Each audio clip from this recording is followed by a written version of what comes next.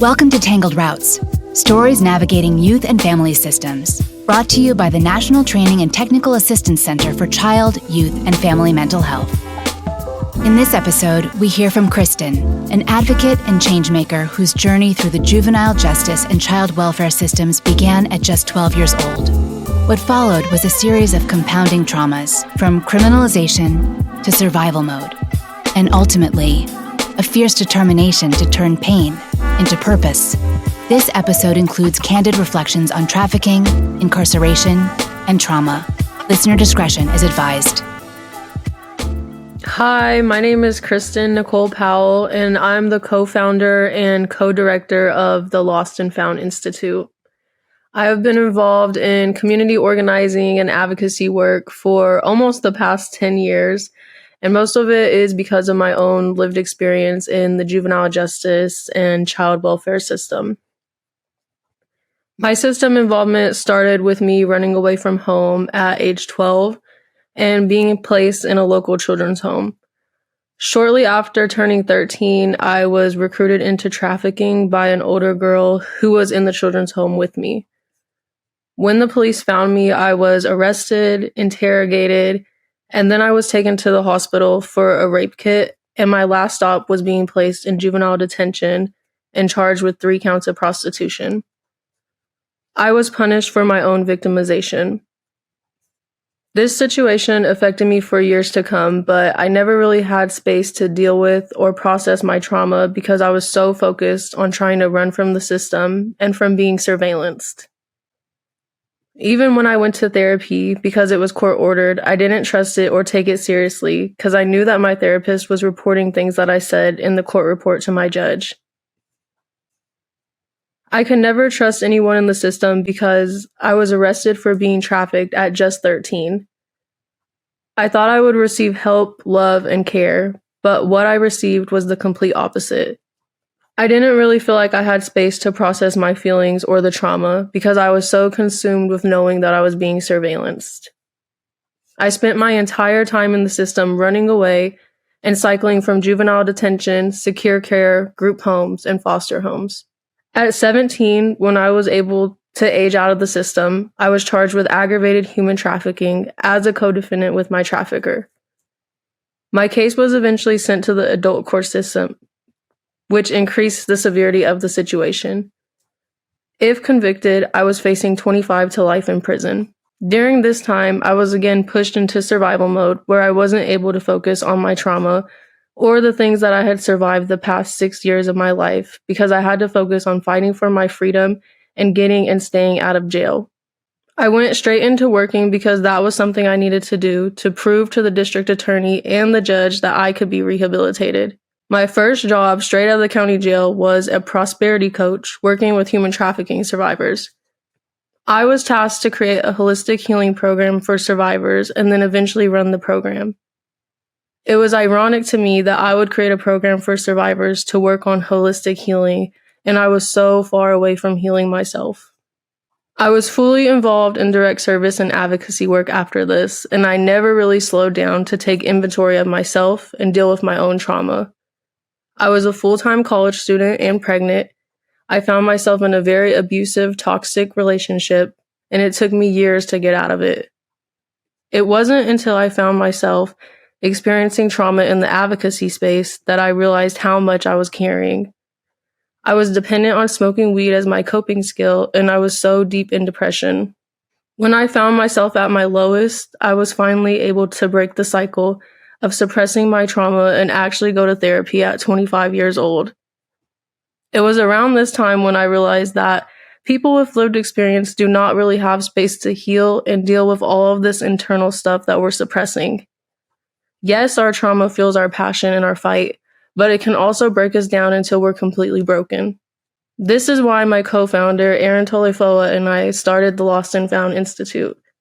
We want people with lived experience to be involved in community organizing and advocacy work, but we also want them to have space to process and deal with their trauma.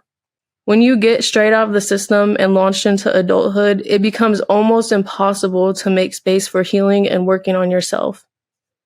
We have seen our peers get out of the system and turn to drugs, back to crime, and in some situations even commit suicide, and it's heartbreaking. The programs that the Lost and Found Institute has are things that could have helped us and so many others with lived experience in our journey transitioning out of the system and into advocacy and community organizing work. We don't want to keep seeing this cycle.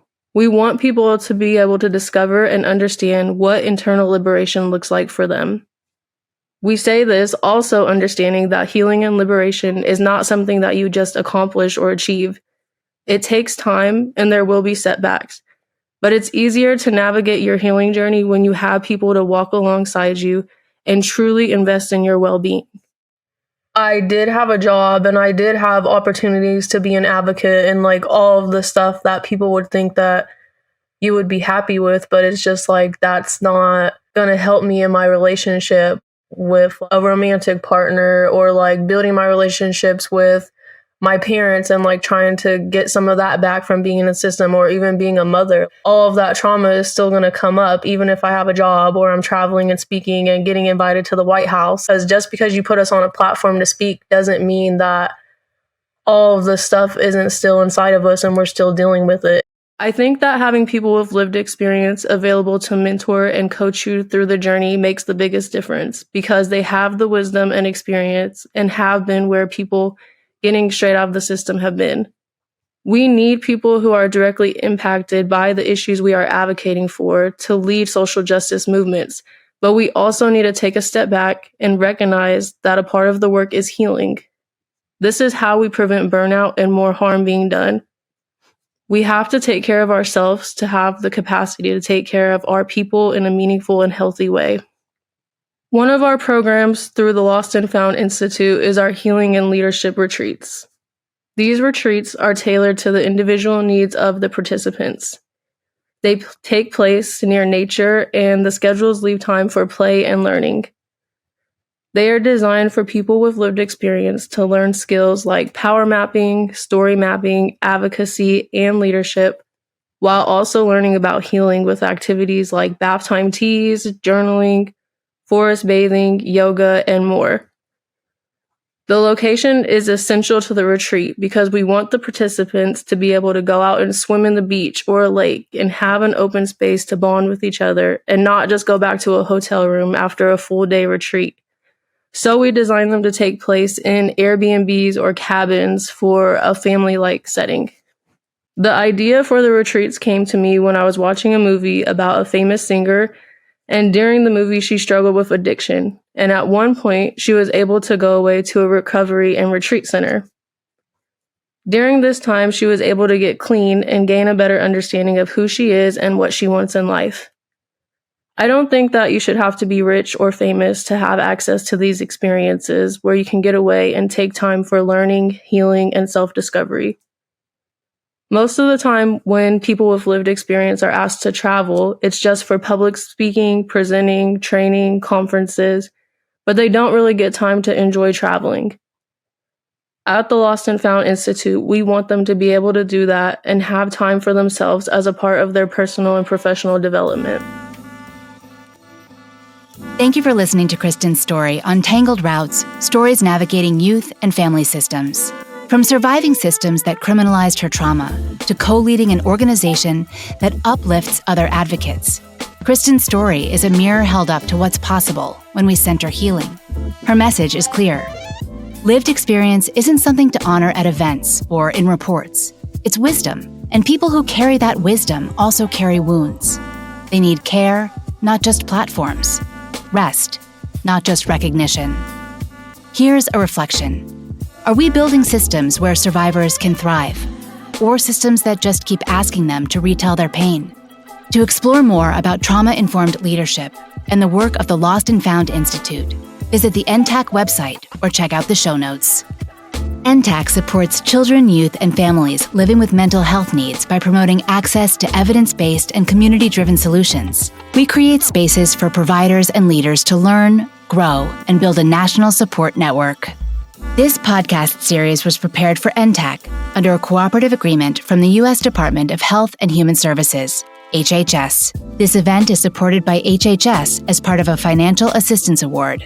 SM 20008 over 5 years, 2020 through 2025, and 100% funded by HHS. The contents and views shared during each session are those of the speaker or speakers and do not necessarily represent the official views of, nor an endorsement by, HHS or the U.S. government.